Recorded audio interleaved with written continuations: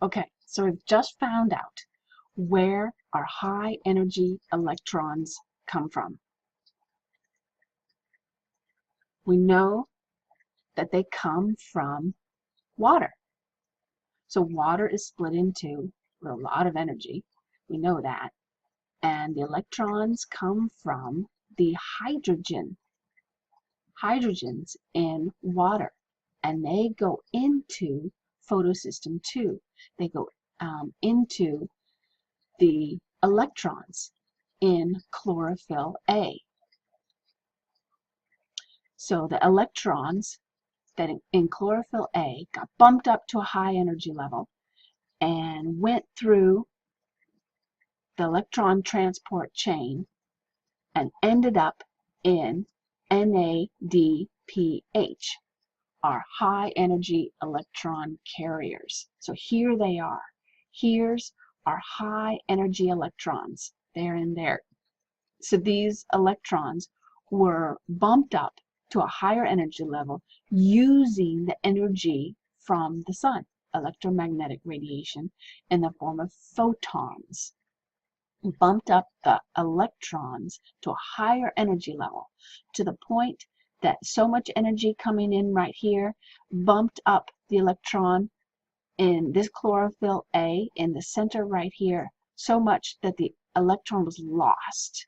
And then here's our high energy electrons that go through the electron transport chain. And we also learned that, similar to cellular respiration, that the electron transport chain sets up a concentration gradient. So a higher concentration of hydrogen ions in here than outside the thylakoid sets up a concentration gradient so that the hydrogen ions then flow through ATP synthase, turning that wheel and making some ATP. Okay, but it's not a lot of ATP. Most of the energy is right here in this molecule right here and goes to the Calvin cycle. Okay, so let's go to the Calvin cycle. So here's the players. Water went in. That's where our high energy electrons came from. They go into, water goes into the thylakoids. What comes out were these players right here, ATP and NADPH. So here's our high energy electrons. Okay, and they go into the Calvin cycle. And this is where, in the Calvin cycle, and that happens in the stroma of the chloroplast. And this is where our glucose is made, our sugar. And out comes NADP plus and ADP. So our high energy electrons are gone. Where did they go? They went into our glucose. Okay, so let's look at this in a little bit more detail. So here's the Calvin cycle. The Calvin cycle is separated into 3 stages: carbon fixation, reduction, and regeneration of this molecule right here. Okay, one of the most important players in this is this enzyme right here called Rubisco. And this fixes carbon from carbon dioxide and puts it into our sugar, our glucose molecule. So let's go through this. So what we need right here is a molecule right here, this RUBP molecule. And it is a 5-carbon molecule. And there are 3 of them. And Rubisco will add carbons from carbon dioxide, will break this carbon dioxide, the bond here, and and bond this carbon onto these 5 carbon molecules. So let's keep track of our carbons. So there's 15 carbons to start out with. We add 3 more carbons. So now after fixation and the use of ATP to break up that carbon dioxide molecule, we now get 6 3-carbon molecules.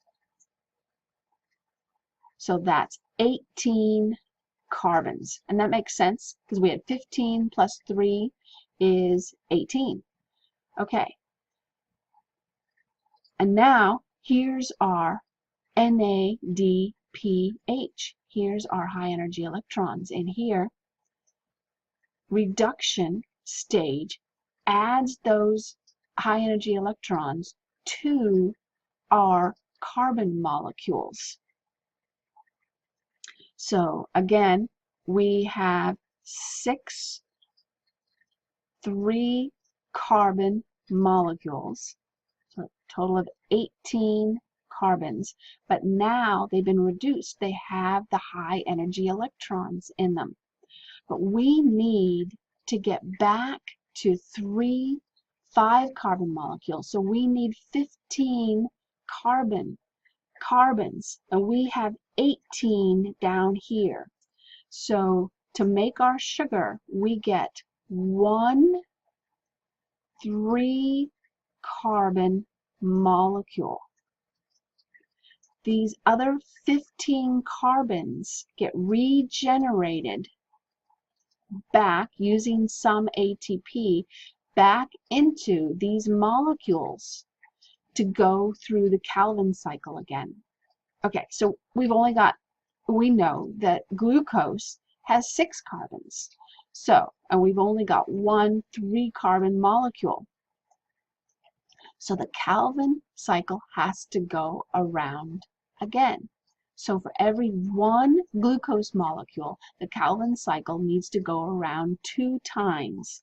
So, and the second time we get another molecule, a 3-carbon molecule, and then these get bonded together and becomes our 6-carbon sugar.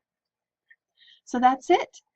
So Rubisco, remember Rubisco, is an enzyme that helps with carbon fixation, that catalyzes the reaction of putting the carbon from inorganic carbon dioxide and putting it into a sugar molecule.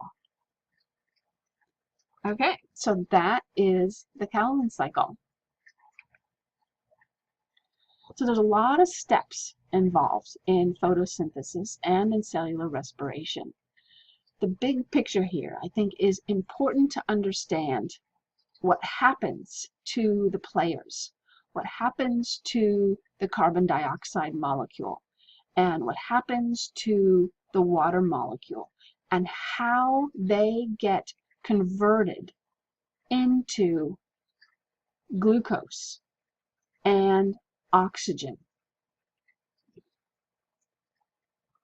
in this carbon cycle right here. So know all the players, the glucose and the oxygen and the water and the carbon dioxide, and how it cycles through cellular respiration and photosynthesis using energy from the sun and gaining energy finally, so first in the form of glucose and then finally in the form of ATP.